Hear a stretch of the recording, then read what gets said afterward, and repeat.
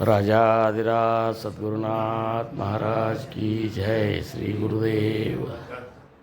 गुरु ब्रह्मा गुरु विष्णु गुरुदेवो महेश्वरा गुरुसाक्षात् परब्रह्म तस्मै श्री गुरुवे नमः।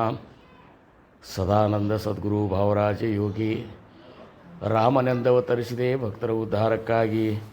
ತ್ರೈಲೋಕ್ಯದೊಡೆಯನೇ ಸದ್ಭಕ್ತರು ನಿಮ್ಮ ಕೀರ್ತಿಯ ಕೂಗಿ.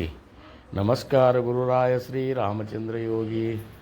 ನಮಸ್ಕಾರ ಗುರುರಾಯ ಶ್ರೀರಂಗ ಯೋಗಿ.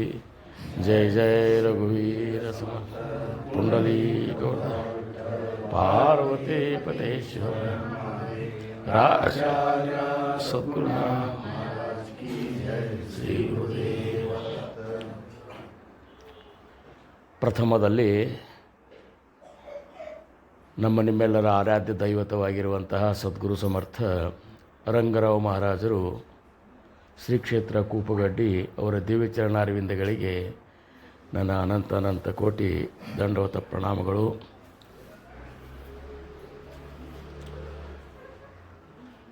ಇವತ್ತು ಅಧಿಕ ಮಾಸದ ನಿಮಿತ್ತ ನಮ್ಮೇನು ಗುರುಬಂಧುಗಳು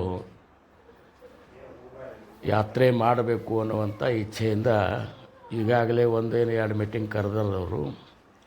ಇದು ಪೂರ್ವಭಾವಿ ಸಭಾ ಅಂಥೇಳಿ ಇವತ್ತು ಮತ್ತೊಮ್ಮೆ ನಿಮ್ಮನ್ನು ಎಲ್ಲರನ್ನೂ ಕೂಡಿಸ್ಯಾರ. ಯಾತ್ರೆಗೆ ಅತ್ಯಂತ ಶ್ರೇಷ್ಠ ಸಮಯ ಅಂದರೆ ಅಧಿಕ ಮಾಸ. ಅಧಿಕ ಮಾಸ ಇದೊಂದು ಪರ್ವ ಸಮಯ ಅಂತಾರೆ. ಲಕ್ಷ್ಯ ಕೊಡ್ರಿ, ಅಧಿಕ ಮಾಸ ಅಂದ್ರೇನು? 3 ವರ್ಷಕ್ಕೊಮ್ಮೆ ಈ ಅಧಿಕ ಮಾಸ ಅನ್ನುವಂಥದ್ದು ಬರ್ತದೆ. 1 ತಿಂಗಳ ಹೆಚ್ಚಿಂದ ಬರ್ತದೆ. ಈ ಅಧಿಕ ಮಾಸದೊಳಗೆ ಏನು ವಿಶೇಷ ಏನಿರ್ತದೆ ಅಂದರೆ ಎಲ್ಲ ದೇವತೆಗಳು ವಿಶ್ರಾಂತಿಯೊಳಗಿರ್ತಾರೆ. ಏನು ಆಮೇಲೆ ಎಷ್ಟೊಂದು ಅವರು ಪ್ರಸನ್ನರಾಗಿರ್ತಾರಂದ್ರೆ, ಈ ಅಧಿಕ ಮಾಸದಾಗ ಯಾರಾದರೂ ಏನಾದರೂ ಸತ್ಕಾರ್ಯಗಳನ್ನು ಮಾಡಿದ್ರೆ ಅದಕ್ಕೆ ಸಂಪೂರ್ಣ ಹೃದಯ ತುಂಬಿ ಆಶೀರ್ವಾದ ಮಾಡ್ತಿರ್ತಾರೆ 33 ಕೋಟಿ ದೇವತೆಗಳು. ಅದಕ್ಕೆ ಅವ್ರು ಸಂತೋಷಗೊಳಿಸೋದು, ಅವ್ರ ಆಶೀರ್ವಾದ ತಗೋ ಸಂಬಂಧ ಅಧಿಕ ಮಾಸದಾಗ ಹಿರಿಯರ ಒಂದು ಪದ್ಧತಿ ಏನು, 33 ಫಲಗಳನ್ನಾಗಲಿ ಏನಪ್ಪ ಅಂದ್ರೆ ಒಂದು ಬ್ರಾಹ್ಮಣರಿಗೆ ಅಥವಾ ಹಿಂಗೆ ದಾನ ಕೊಡೋದಾಗಲಿ, ಹಿಂಗೆ 33 ಲೆಕ್ಕ ಅಲ್ಲಿ ಯಾಕದಂದ್ರೆ 33 ಕೋಟಿ ದೇವತೆಗಳು ಪ್ರಸನ್ನ ಇರ್ತಾರೆ ಅವಾಗ. ಈ ಒಂದು ಪರ್ವ ಸಮಯದೊಳಗೆ ನಾವು ಹೆಂಗೆ ಕಳಿಬೇಕಂದ್ರೆ ಏನೇ ನಾವು ಮಾಡಿದರೂ ಸಹಿತ ಅದಕ್ಕೆ ತಥಾಸ್ತು ಅನ್ನುವಂಥದ್ದು ಒಂದು ಇದು ಸಿಗ್ತಿರ್ತದೆ ಫಲ ನಮಗೆ. ಅದಕ್ಕೆ ಹಿಂದಿನಿಂದ ಏನು ಮಾಡಿದರು ಅಂದ್ರೆ 3 ವರ್ಷಕ್ಕೊಮ್ಮೆ ಬರುವಂಥ ಈ ಅಧಿಕ ಮಾಸ.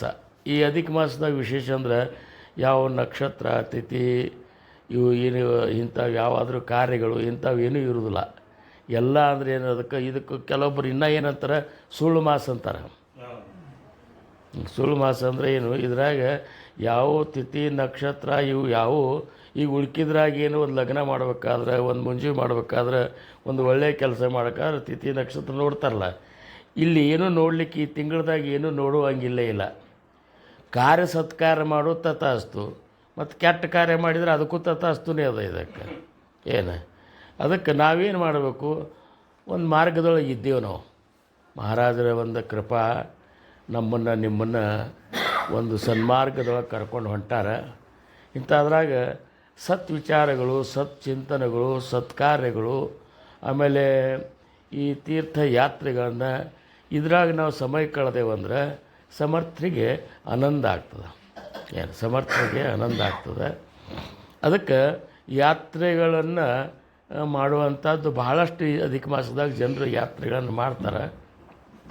ಆ ಪ್ರಕಾರ ನೀವುಗಳೆಲ್ಲ ಯಾತ್ರೆಯನ್ನು ಮಾಡಬೇಕನ್ನುವಂಥ ಒಂದು ಇಚ್ಛಾದಿಂದ ಈ ಸಭಾ ಇವತ್ತು ಕೂಡ್ಯದ. ಈಗಾಗಲೇ ಅಧಿಕ ಮಾಸಕ್ಕೊಮ್ಮೆ ಬಂದ್ ಮಾಡ್ರಿ ಸಮಯ ಬಂದ್ ಮಾಡ್ರಿ. ಅಧಿಕ ಮಾಸಕ್ಕೊಮ್ಮೆ ಯಾತ್ರಾದೊಂದು ಇದು ಇಟ್ಕೊತಾನೆ ಬಂದಾರೆ ಈಗಾಗಲೇ. ಈ ಹಿಂದಾದರೂ ಅಧಿಕ ಮಾಸದಾಗ ಮಾಡ್ಕೋತಿದ್ದಾರೆ, ನೀವು ಎಲ್ಲ ಮಾಡಿದವರೇ ಇದ್ದೀರಿ. ಯಾತ್ರಾದ ಹೆಂಗದ ಅಂದ್ರೆ ಶರೀರ ಸದೃಢ ಬೇಕು ಅದಕ್ಕೆ. ಯಾತ್ರಾಕ್ಕೊಂದು ಏನು ಇದಕ್ಕೆ ಎಲ್ಲಕ್ಕೊಂದು ಪಾತ್ರತೆ ಅದ. ಯಾತ್ರಾ ಮಾಡಬೇಕಾದ್ರೂ ಸಹಿತ ಶರೀರ ಸದೃಢ ಬೇಕು. ಸದೃಢ ಇದ್ದಾಗ ಯಾತ್ರಾ ಮಾಡಬೇಕು, ಮಾಡಬಾರ್ದು ಅಂತೇನಿಲ್ಲ. ಯಾತ್ರಾಗ ಹೋಗೋದ್ರಿಂದ ಏನಾಗ್ತಂದ್ರೆ ಭಗವಂತ ಭೂಮಿ ಮೇಲೆ ಅಲ್ಲೆಲ್ಲೆಲ್ಲೆಲ್ಲೆಲ್ಲೆಲ್ಲೆ ತನ್ನ ಒಂದು ಅಂಶವನ್ನು ಜಾಗೃತ ಮಾಡಿ ಅಲ್ಲಿ ಅವತಾರ ತೊಟ್ಕೊಂಡು ಅಲ್ಲಿ ಇರ್ತಾನೆ. ಅಲ್ಲಿ ಹೋಗೋದ್ರಿಂದ ಏನಾಗ್ತದೆ ಅಂದ್ರೆ ಅಲ್ಲಿ ಅಂಥ ಒಂದು ಪುಣ್ಯಕ್ಷೇತ್ರದ ದರ್ಶನ ಆಗ್ತದೆ ಒಂದನೇದು. ಎರಡನೇದು ಆ ಕ್ಷೇತ್ರಕ್ಕೆ ಬಂದಂಥ ಸಾಧು ಸಂತರು ಏನಿದ್ದಾರಲ್ಲ, ಅಂದರೆ ಭಕ್ತರು ಏನಿದ್ದಾರಲ್ಲ, ಆ ಭಕ್ತರ ಆಂತರಿಕ ಸ್ಥಿತಿಯನ್ನು ನಾವು ಅಭ್ಯಾಸ ಮಾಡಲಿಕ್ಕೆ ಬರ್ತದೆ. ಈಗ ಯಾತ್ರಾಕ್ಕೆ ಹೋಗೋದಂದ್ರೆ ಸುಮ್ಮ ಹೋಗಿ ನೀರು ನದಿಯಾಗಿ ಮುನಿಗೆ ಬರೋದಲ್ಲ. ಇನ್ನೂ ಸಾಕಷ್ಟು ಮಂದಿ ಭಕ್ತರು ಬಂದಿರ್ತಾರೆ. ಆ ಭಕ್ತರು ಭಗವಂತನ ಒಲಿಮೆಗಾಗಿ ತಮ್ಮನ್ನು ತಾವು ಹೆಂಗೆ ಸಮರ್ಪಣೆ ಮಾಡ್ಕೊಳ್ಳಿಕ್ಕತ್ತಾರ ಅನ್ನುವಂಥದ್ದು ನೋಡ್ಲಿಕ್ಕೆ ಸಿಗ್ತದೆ. ಇವು ನೋಡೋದ್ರಿಂದ ಏನಾಗ್ತದೆ, ನಾವು ಯಾವ ಲೆಕ್ಕನಾಗ ಇದ್ದೇವೆ ಅನ್ನುವಂಥದ್ದು ಗೊತ್ತಾಗ್ತದೆ. ಇದನ್ನು ಗೊತ್ತು ಮಾಡ್ಕೋ ಸಂಬಂಧ ಹೋಗ್ಬೇಕು ಹೊರತಾಗಿ ಸುಮ್ಮನೆ ನಾವೇ ಶ್ರೇಷ್ಠ ಭಕ್ತರು ಅಂತೇಳಿ ಹೋಗಿ ಬರೋದಲ್ಲ. ಅಲ್ಲೇನದ ಇನ್ನೂ ಸಾಕಷ್ಟು ಮಂದಿ ಭಗವಂತನ ಭಕ್ತರಿದ್ದಾರೆ. ಸಮರ್ಥ್ರೆ ಅಂದರು ಅಸಂಖ್ಯಾತತೆ ಭಕ್ತ ಹೂವುನ ಗೇಲಿ ಅಂದರು. ಅಸಂಖ್ಯ ಭಕ್ತರಾಗಿ ಹೋಗ್ಯಾರ ಭಗವಂತ ನಿನಗೆ ರಾಮ. ಅಸಂಖ್ಯಾತತೆ ಭಕ್ತ ಹೂವಿನಿಗೇಲೆ ತಿಹಿ ಸಾಧನಾಚೆ ಬಹು ಕಷ್ಟ ಕೇಲೆ. ಅವರೆಲ್ಲ ನಿನ್ನ ಒಲುಮೆ ಸಂಬಂಧ ಎಷ್ಟು ಸಾಧನೆ ಮಾಡ್ಯಾರ. ಎಷ್ಟೋ ಮಂದಿ ಯಾತ್ರಾಕ್ಕೆ ನಡ್ಕೊತ ಹೊಂಟಾರ, ಉಳ್ಳಾಡ್ಕೊತ ಹೋಗ್ತಾರೆ, ಮೊಳ್ಕಾಲ ಮೇಲೆ ಹೋಗ್ತಾರೆ, ಆಮೇಲೆ ಇದು ಕಟ್ಕೊಂಡು ಮರಗಾಲ ಕಟ್ಕೊಂಡು ಹೋಗ್ತಾರೆ, ತಂದೆ ತಾಯಿಗಳನ್ನ ಒಂದು ಇದ್ರಾಗ ಕೂಡ್ಸ್ಕೊಂಡು ಎಳ್ಕೊಂಡು ಹೋಗ್ತಾರೆ. ಇವಂತರೂ ಶ್ರವಣ ಕುಮಾರ್ ಅಂತರೂ ತಂದೆ ತಾಯಿಗಳನ್ನು ಯಾತ್ರಾದ ಒಂದು ಇಚ್ಛಾ ಇತ್ತು ಅವ್ರಿಗೆ. ತಂದೆ ತಾಯಿಗಳಿಗೆ ಒಬ್ಬನೇ ಮಗ ಹೆಂಗೆ ಮಾಡಿದಂದ್ರೆ ಇಬ್ಬರಿಗೂ ಕಂಡಿದ್ದಿದ್ದಿಲ್ಲ. ಎರಡೂ ಒಂದು ಪರಡ್ಯಾಗ ಅವ್ರನ್ನೊಂದು ಇವ್ರನ್ನೊಂದು ಕೂಡಿಸ್ಕೊಂಡು ಹೆಗಲ ಮೇಲೆ ಹತ್ಕೊಂಡು ಶ್ರವಣಗ ಏನಪ್ಪ ಅಂದ್ರೆ ತಂದೆ ತಾಯಿಗಳು ದರ್ಶನ ಮಾಡಿಸಿದ, ಯಾತ್ರಾ ಮಾಡಿಸಿದ. ನಮ್ಮ ಮಹಾರಾಜರಂತರೂ ಶ್ರವಣ ಕುಮಾರನ ಮೇಲೆ ಇಷ್ಟು ಪ್ರೇಮ ಇದ್ದರು, ಇಷ್ಟೊಂದು ಅವ್ರು ಅದ್ರ ಬಗ್ಗೆ ಅಭಿಮಾನ ಇತ್ತು. ಅಂದ್ರೆ ಹಳಿ ಮಠ ಇದ್ದಾಗ ಶ್ರವಣ ಕುಮಾರ್ ಫೋಟೋ ಸಹಿತ ನಮ್ಮ ಮಹಾರಾಜರು ಮಠದಾಗ ಹಾಕಿದ್ರು. ನೀವೆಲ್ಲ ನೋಡಿರಬೇಕು. ಅಂದ್ರೇನು, ಅಂತರಂಗದಾಗ ಮಹಾತ್ಮರಂತಾರೆ ಶ್ರವಣ ಕುಮಾರ್ನಂಗೆ ಮಕ್ಕಳಾಗಿರಿ ನೀವು ಅಂತ. ಶ್ರವಣ ಕುಮಾರ ತಂದೆ ತಾಯಿಗಳನ್ನು ಯಾತ್ರಾ ಮಾಡಿಸೋ ಸಂಬಂಧ ಹೊತ್ತುಕೊಂಡು ಹೋಗಿ ಯಾತ್ರಾ ಮಾಡಿಸಿದ. ನೀವು ಎಷ್ಟೇ ಯಾತ್ರೆ ಮಾಡಲಿ, ಎಷ್ಟೇ ಭಕ್ತಿ ಮಾಡಲಿ, ಎಷ್ಟೇ ಸತ್ಸಂಗ ಮಾಡಲಿ, ಏನೇ ಮಾಡಲಿ, ತಂದೆ ತಾಯಿಗಳ ಅಂತಃಕರಣವನ್ನು ಆನಂದಗೊಳಿಸಲಿಕ್ಕೆ ನೀವು ಮಾಡುವಂಥ ಸೇವಾದಿಗಳೇವಲ್ಲ, ಅವು ಪ್ರಥಮದೊಳಗೆ ಸಮರ್ಥರಿ ಸಂತೋಷಗೊಳ್ತಾವೆ. ಅಲ್ಲಿ ನಾವು ಏನಾದರೂ ಅಸ್ತವ್ಯಸ್ತ ಮಾಡಿದೆವು. ಈಗ ಒಂದು ಸಮಯ ಹೆಂಗೆ ಬರ್ತದೆ ಜೀವನದೊಳಗೆ ಅಂದ್ರೆ, ಒಂದು ಕೂಸಿದ್ದಾಗಿನ ಸಮಯ, ಇನ್ನೊಂದು ಅತಿ ವಯಸ್ಸಾದ ಅಂತ್ಯಕಾಲದ ಸಮಯ. ಈ ಎರಡೂ ಸಮಯದೊಳಗೆ ಏನಪ್ಪ ಅಂದ್ರೆ ನಿರಾಧಾರ ಸ್ಥಿತಿ ಇರ್ತದೆ. ಕೂಸಿದ್ದಾಗ ತಂದೆ ತಾಯಿಗಳು ಇರ್ತಾರೆ, ಅದನ್ನು ಜಾಪಾರ ಮಾಡ್ತಾರೆ. ಮುಪ್ಪಾವಸ್ಥೆಯೊಳಗೆ ಹೆಂಗಿರ್ತದೆ ಅಂದರೆ ತಂದೆ ತಾಯಿಗಳ ಪರಿಸ್ಥಿತಿ ಇಡೀ ಜೀವನ ತುಂಬ ಮಕ್ಕಳಿಗಾಗಿ ದುಡಿದಿರ್ತಾರೆ, ಮಕ್ಕಳಿಗಾಗಿ ತಮ್ಮನ್ನು ತಾವು ಸಮರ್ಪಣೆ ಮಾಡ್ಕೊಂಡಿರ್ತಾರೆ, ಮಕ್ಕಳ ಜೀವನದ ಸಂತೋಷವನ್ನು ನೋಡಿ ಸಂತೋಷ ಪಡ್ತಿರ್ತಾರೆ. ಅಂಥವರು ಆ ಮಕ್ಕಳು ತಂದೆ ತಾಯಿಗಳಿಗೆ ಆಧಾರ ಆಗಿ ನಿಂದಿರಬೇಕು. ಅವಾಗ ಹಂಗೆ ಸೇವಾ ಮಾಡಿದರೆ ಈ ತೀರ್ಥಯಾತ್ರೆ ಮಾಡುವಂಥದ್ರ ಫಲ ಏನದಲ್ಲ, ಅದು ಎಷ್ಟೋ ಪಟ್ಟು ಫಲ ಕೂತಲ್ಲೇ ಮನೆಯೊಳಗೆ ಕೂತಲ್ಲೇ ಸೇವೆ ಮಾಡಿದರೂ ಸಿಗ್ತಿರ್ತದೆ. ಅದಕ್ಕೆ ಈಗೇನು ನಮ್ಮ ಗುರುಬಂಧುಗಳು ನೀವೆಲ್ಲರೂ ಯಾತ್ರಾಕ್ಕೆ ಹೋಗುವಂಥದ್ದು ಒಂದು ನಿರ್ಣಯ ಮಾಡಿರಲ್ಲ, ಭಾಳ ಜವಾಬ್ದಾರಿ ಕೆಲಸನೂ ಅದ. ಇದು ಏನು ಭಾಳ ಜವಾಬ್ದಾರಿ ಕೆಲಸ ಅದ. ವಯಸ್ಸಾದವರು ಬಂದಿರ್ತಾರೆ, ಆಮೇಲೆ ಈ ದೇಶನೇ ಬೇರೆ, ಅಲ್ಲಿ ದೇಶಗಳೇ ಬೇರೆ, ಅಲ್ಲಿ ವ್ಯವಸ್ಥೆ ಬೇರೆ, ಅಲ್ಲಿ ಜನರು ಇದು ಬೇರೆ ಅಂಥದ್ರಾಗ ಹೋದವರೆಲ್ಲರನ್ನೂ ಸಂಭಾಳಿಸ್ಕೊಂಡು ಕರ್ಕೊಂಡು ಬರೋದೇನು ಸಾಮಾನ್ಯ ಕೆಲಸ ಇಲ್ಲ.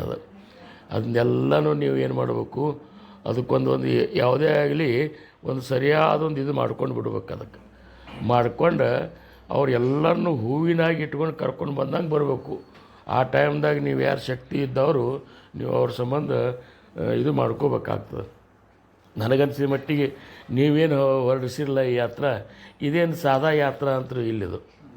ಇದು ಸ್ವಲ್ಪ ಸಮಯದಾಗ ಭಾಳಷ್ಟು ಅಡ್ಡಾಡ್ತದೆ ಇದ್ರಾಗ. ಇದು ನನ್ನ ಅಂದಾಜು ಪ್ರಕಾರ 40 ವಯಸ್ಸಿನ ಒಳಗಿನವರಿಗೆ ಈ ಯಾತ್ರಾ ಅದ ಇದು. ಅಂದ್ರೇನು ಶರೀರ ಶಕ್ತಿ ಇದ್ದವ್ರು, ಅದಕ್ಕಿಂತ ಹೆಚ್ಚಿದ್ದವರಿಗೆ ಇದು ಹೈರಾಣ ಮಾಡ್ತದೆ. ಅವ್ರನ್ನೆಲ್ಲ ಸಂಭಾಳಿಸ್ಕೊಂಡು ಕರ್ಕೊಂಡು ಬರಬೇಕು. 13 ದಿವಸನಾಗ 6 ದಿವಸ ನಾವು ಪೂರ್ಣ ನಿದ್ದೆಗೆಡೋದು, ಅದು ಕೂತು ಪ್ರವಾಸ. ಮರುದಿವ್ಸ ಮತ್ತು ಹಗಲತ್ತಿನೆಲ್ಲ ಯಾತ್ರೆಗಳ ಕ್ಷೇತ್ರ ದರ್ಶನ ಅಂದ್ರೆ ಸಾಮಾನ್ಯ ಕೆಲಸ ಇಲ್ಲ. ನಾ ಇವತ್ತು ಬರೀ ಲೋಕಾಪುರಕ್ಕೆ ಹೋಗಿ ಬಂದು ಹೈರಾಣಾಗಿ ಮಲ್ಕೊಂಡು ಹೋಗಲು ಬೇಡೋ ಅನ್ಕೋತ ಮಲ್ಕೊಂಡಿದ್ದು ಆಟ. ಅಂದರೆ ವಯಸ್ಸಾದ್ಮೇಲೆ ಎಲ್ಲನೂ ವಾಜ್ಯ ಆಗ್ತದೆ. ಅವನ್ನೆಲ್ಲ ಜವಾಬ್ದಾರಿ ತೊಗೊಂಡು ನೀವು ಹೋಗಿ ಬರ್ರಿ. ಮತ್ತು ಇಷ್ಟಾಗಿಯೂ ಆ ಯಾತ್ರಾದೊಳಗೆ ಏನದಲ್ಲ, ಮಹಾರಾಜರು ಹಾಕಿಕೊಟ್ಟಂಥ ಉಪಾಸನ ಆಗಲಿ, ಆಮೇಲೆ ಏನು ನಮ್ಮ ಮಹಾರಾಜರ ಒಂದು ನಿತ್ಯ ಹಾಕ್ಯಾರಲ್ಲ, ಇದಕ್ಕೆ ಹೆಚ್ಚು ಒತ್ತು ಕೊಟ್ಟರೆ ಅಂದ್ರೆ ಸಮರ್ಥರು ಈ ಯಾತ್ರಾ ಮುಗಿಸಿ ಇಲ್ಲಿಗೆ ಬರೋ ತನಕನೂ ನಮ್ಮ ಸಂರಕ್ಷಣೆ ಅವ್ರು ಮಾಡ್ತಿರ್ತಾರೆ. ಆ ರೀತಿ ಹೋಗಿ ಬರ್ರಿ. ಯಾತ್ರಾದೊಳಗೆ ಈ ಅಧಿಕ ಮಾಸದ ಫಲ ನಿಮಗೆಲ್ಲರಿಗೂ ತಟ್ಟಲಿ. ಏನು ಆ ಅಧಿಕ ಮಾಸದ ವಿಶೇಷನ ಹಂಗದ. ಈಗ ಏಕಾದಶಿ ಒಳಗೆ 24 ಏಕಾದಶಿ ಬರ್ತಾವೆ, ತಿಂಗಳಿಗೆ 2. ಇನ್ನೂ 2 ಏಕಾದಶಿನೂ ಬರ್ತಾವೆ. ಅವು ಯಾವಾಗಂದ್ರೆ ಅಧಿಕ ಮಾಸದಾಗ ಬರ್ತಾವೆ. ಆ ಅಧಿಕ ಮಾಸದ ಏಕಾದಶಿಯೊಳಗೆ ಅಲ್ಲಿ ಯಾತ್ರೆಗಳು, ಅಲ್ಲಿ ಪಂಢರಪುರಕ್ಕೆ ಜನರು ಹೋಗೋದು ಭಾಳ. ಯಾಕಂದ್ರೆ ಅಧಿಕ ಮಾಸದೊಳಗೆ ಏನೇ ಮಾಡಿದರೂ ಅದು 33 ಅಂದ್ರೆ ಏನು ಎಷ್ಟೋ ರೀತಿ ಫಲ ಕೊಡ್ತಿರ್ತದೆ. ನೀವು ನಾಮಸ್ಮರಣೆ ಮಾಡಿದ್ರಿ ಅಂದ್ರೆ ಅದ್ರದ್ದು ಫಲ ಸಿಗ್ತದೆ. ಆಮೇಲೆ ಹೋಗುವ ಹೊತ್ನ್ಯಾಗ ನೋಡಿರಿ ಹೆಂಗಿರಬೇಕು ಅಂದ್ರೆ ಸುಮ್ಮನೆ ಅನ್ನೆಸರಿ ಒಬ್ರಿಗೊಬ್ರು ಹರಟಿ ಹೊಡ್ಕೊತ ಕೂಡಬಾರ್ದು. ಏನು ಇವನ್ನೆಲ್ಲನೂ ಮೇಂಟೈನ್ ಮಾಡಬೇಕು. ಅಲ್ಲೇ ನಮ್ಮ ಮಂದಿಯಲ್ಲಿ ಇರ್ತದೆ ನೋಡ್ಲಿಕ್ಕೆ ಅಂತಾರೆ ಬೇಡ ಅನ್ನಬಾರ್ದು. ಎಲ್ಲಿ ಹೋದರೂ ಮಹಾರಾಜರು ನಮ್ಮನ್ನು ನೋಡ್ತಿರ್ತಾರೆ. ಅದಕ್ಕೆ ನಾವು ಗಂಭೀರ ರೀತಿಯಿಂದ ಆ ರೀತಿಯಿಂದ ಎಷ್ಟು ಸಾಧ್ಯದ ಅಷ್ಟು ನಾಮಸ್ಮರಣೆ ಒಳಗೆ, ಸತ್ ವಿಚಾರದೊಳಗೆ, ಸತ್ ಚಿಂತನದೊಳಗೆ ಹೀಗೆ ನಾವು ಕಳೆದೇವಂದ್ರೆ ಈ ಯಾತ್ರದ ಫಲ ಇನ್ನೂ ಏನಪ್ಪ ಅಂದರೆ ಯಾತ್ರಕ್ಕೆ ಹೋದಾಗ ನಿಮ್ಗೆಲ್ಲರಿಗೂ ಸಿಗ್ತದೆ. ಆ ಪ್ರಕಾರ ನೀವು ಎಲ್ಲರೂ ಯಾತ್ರಕ್ಕೆ ಹೋಗಿ ಬರೋ ಸಂಬಂಧ ಏನೇನು ವಿಚಾರಗಳು ಮಾಡಿರಿ, ಈಗ ನೀವೆಲ್ಲರೂ ಚರ್ಚೆ ಮಾಡಿರಿ. ನಾವು ಇಲ್ಲಿ ಕೂಡ್ತೇವೆ.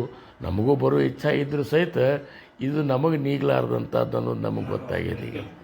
ಏನು ಯಾಕಂದ್ರೆ ಇದು ಇವರೇ ಯಾಕೆ ಹೊಂಟ್ರಿ ಮತ್ತೆ ಹೋಗಿ ಬಂದಿದ್ದಿಲ್ಲ ಅಂದು ನಾನು. ಅವ್ರದ್ದು ಖುಬಿ ಅದ ಹೋಗ್ಬೇಕಂತದ, ಹೋಗಲ್ಲ ಯಾಕೆ ಅವರು. ಆದರೆ ನಮ್ಮ ಏನವ ಗೊತ್ತಾನ, ನಮ್ಮನ್ನು ನೀವು ಕರ್ಕೊಂಡು ಹೋದ್ರೆ ಭಾಳ ಆದರೆ 2 ದಿವಸ ನಿಮ್ಮ ಕೈಯಾಗ ನಾವು ಸಿಗ್ತೇವೆ. 2 ದಿವಸ ಆದಮೇಲೆ ನಾವು ಬಸ್ ತಳಗೆ ಇಳಿಯೋಷ್ಟು ಸಹಿತ ತಾಕತ್ತು ನಮ್ಮದು ಉಳಿಯೋದಿಲ್ಲ, ಗೊತ್ತು ನಮಗಲ್ಲಿ. ಯಾಕಂದರೆ ಯಾವ ಕ್ಷೇತ್ರಗಳು ಈಗ ಸರಿಯಾಗಿ ಪಟ್ನ ನಮಗೆ ಏನಪ್ಪ ದರ್ಶನ ಆಗ್ತದೆ ಅಂತಿಲ್ಲ. ಆಮೇಲೆ ಹೋಗಿ ನಮ್ಮದು ಮಹಾದ್ವಾರದ ಮುಂದೆ ನಮ್ಮ ಬಸ್ ನಿಂದಿರ್ತದೋ ಅಂತಿಲ್ಲ. ಎಲ್ಲ ಕಡೆ ಅಡ್ಡಾಡಬೇಕು, ಎಲ್ಲ ಕಡೆ ಪಾಳೆ ಹಚ್ಚಬೇಕು. ಆಮೇಲೆ ನಾವೊಂದು ನಿಮಗೆ ಹೊರೆಯಾಗಿ ಕೂರ್ತಿ ಬಿಡ್ತೇವೆ. ಅದಕ್ಕೆ ನೋಡೋಣ, ಅದಕ್ಕೆ ಮತ್ತೆ ಮಹಾರಾಜರು ಏನು ಉಪಾಯ ಮಾಡ್ತಾರೆ. ಇಚ್ಛಾನ ಇತ್ತಂದ್ರೆ ಮತ್ತೊಂದು ರೀತಿಯಲ್ಲಿ ನಾವು ಯಾತ್ರೆ ಮಾಡಲಿಕ್ಕೆ ಬಂದಿತ್ತು. ನೀವೆಲ್ಲರೂ ಆನಂದದಿಂದ ಹೋಗಿ ಬರ್ರಿ.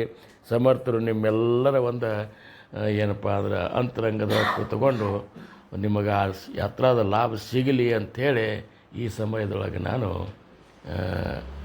ನನ್ನ ಒಂದು ಹಾರೈಕೆಯನ್ನು ನಿಮಗೆಲ್ಲರಿಗೂ ನೀಡ್ತೀನಿ. ಮುಂದಿನ ನೀವೇನು ಮಾಡ್ತೀರಿ ಅದನ್ನ ರಾಜಾ ಇಲ್ಲ ಅಲ್ಲಿ ಕೊಡ್ತಾಳ್ರಿ.